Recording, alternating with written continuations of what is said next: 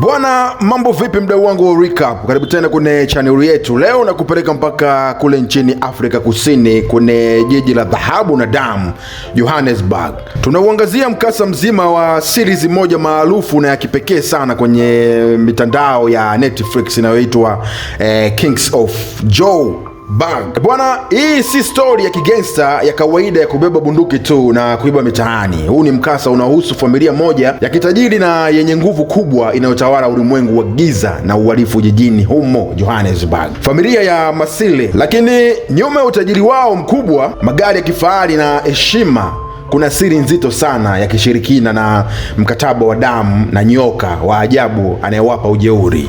Bwana, kaa tayari kwa sababu leo tunaiweka familia hii hadharani kuanzia mwanzo wa himaya hadi mwisho. Bwana, jina langu naitwa Chad, the best presenter in town, na hii ni Chad the Storyteller Recap, mnyama OG. Bwana, story inajikita kwa ndugu wawili wa familia ya Masile. Hapa tunamzungumzia Simon Masile, anajulikana kama Vadel, na mdogo wake Mo Masile au Simon ndiye kaka mkubwa wa kiongozi mkuu wa genge la Kings of Joburg.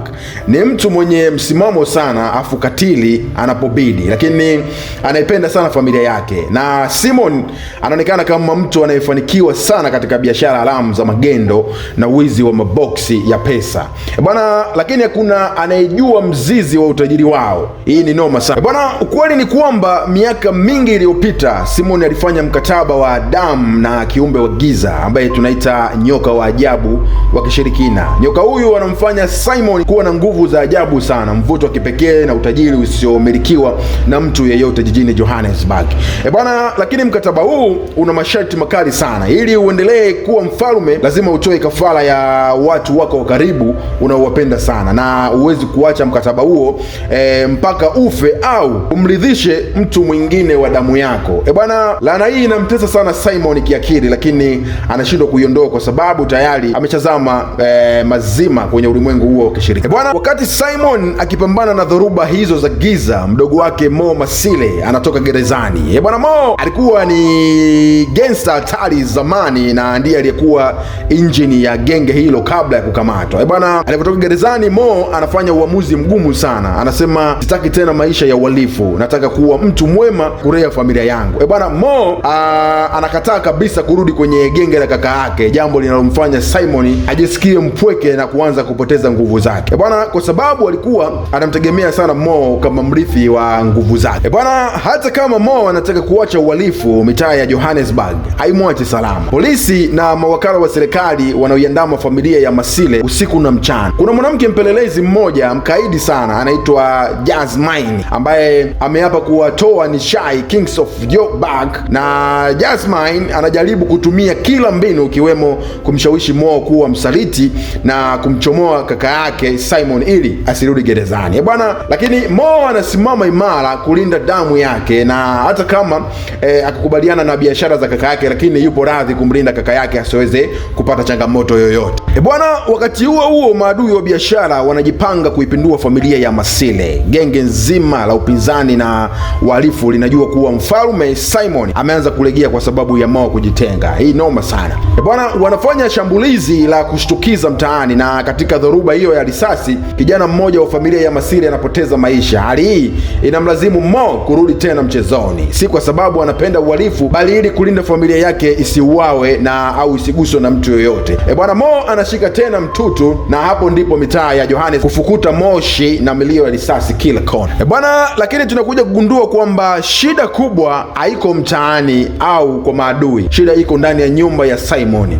Yule nyoka wa kishirikina anaanza kudai kafara mpya. Simon anaanza kuona maono ya kutisha, anatokwa na jasho la damu, na anagundua kuwa kama atatoa kafara ya mmoja wa watoto wake au mdogo wake Mo, basi yeye mwenyewe atateketezwa na nguvu hizo za giza. Bwana, mambo yanazidi kuwa magumu pale siri ya ule ushirikina inapoanza kujulikana kwa baadhi ya wanafamilia. Mke wa Simon na watoto wake wanaanza kuona mambo ya ajabu yanayotokea ndani ya nyumba yao ya kifahari. Hofu inatawala, kila mtu anaanza kumtilia shaka Simon kwamba huyu jamaa ni nani? Huyu jamaa mbona tumuelewi mambo yake, jinsi anavyoishi, na humu ndani mbona kama kuna matukio ambayo haelewi. Bwana, tunakuja kushuhudia tukio la kushtuka sana ambalo tunakuja kugundua kwamba Simon anapotea katika mazingira ya kutatanisha na inaonekana amefariki. amefariki, huku kifo chake kikiwa kimezungukwa na siri kubwa ya ule mkataba wa nyoka. Bwana, kifo hiki kinaleta mshtuko mkubwa sana nchi nzima na kuacha ombwe na kuacha mtazamo mkubwa sana wa uongozi. Bwana, familia ya Kings sasa hawana kiongozi na maadui wanajipanga sana kuchukua mitaa yote, na hapa ndipo mzigo mzima unapoangukia kwenye mabega ya Mo Masile. Mo ambaye alikuwa hataki kabisa mambo haya na alikuwa ameshakiri kabisa hatorudi, so kaka mkubwa na kuwa kiongozi mpya wa Kings ili kuzuia himaya yao isisambaratike tena. Bwana, lakini Mo hajui kuwa kwa kuchukua nafasi ya kaka yake kama mfalme wa jiji, sasa amejisajili yeye mwenyewe kwenye ule mkataba wa giza. Ile laana ya yule nyoka wa ushirikina sasa inahamia kwenda kwake. Bwana, katika mkasa huu Mo anakabiliwa na madui wengi zaidi. Kuna mwanamke mwingine wa chuma anaingia mjini akataka kulipiza kisasi na kuchukua biashara zote za magendo. Mo inabidi apambane na vita ya bunduki mitaani mchana kweupe, huku usiku akipambana na majinamizi ya nguvu za giza zinazomdai atoe kafara ili aendelee kubaki hai na utajiri mwingi sana. Bwana, familia inaanza kugawanyika vipande vipande, kila mtu anataka madaraka. Usaliti unazaliwa miongoni mwa marafiki wa karibu sana, na polisi wanazidi kubana kila kona ya biashara zao. Bwana, Mo anajikuta kwenye kona mbaya. Je, akubali kuwa mchawi na kutoa kafara ya mtoto wake ili aendelee kuwa mfalme wa Kings,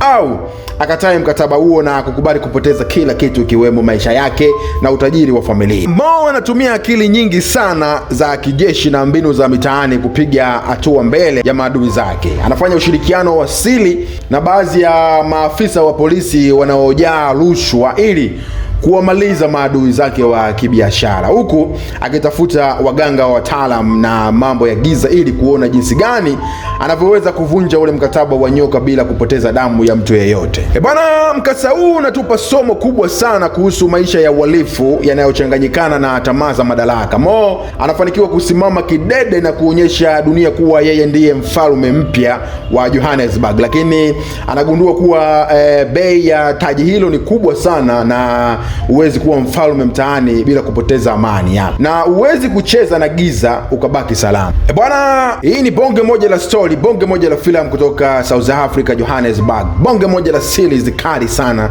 la Kings. Na kama umependa uchambuzi huu wa hii series, usisahau kabisa kubonyeza kitufe cha subscribe, like video hii na uache maoni yako hapo chini. Na je, nakupa swali, ungekuwa wewe ni Mo, ungekubali kuendelea kuwa mfalme wa kaka yako mwenye siri ya ushirikina, au ungekimbia jiji la Johannesburg afu tukukute Tanzania? Bwana, namaliza nikisema kwamba hii ni Cha the Storyteller, mnyama OG, the best presenter in town, na hii ni story recap.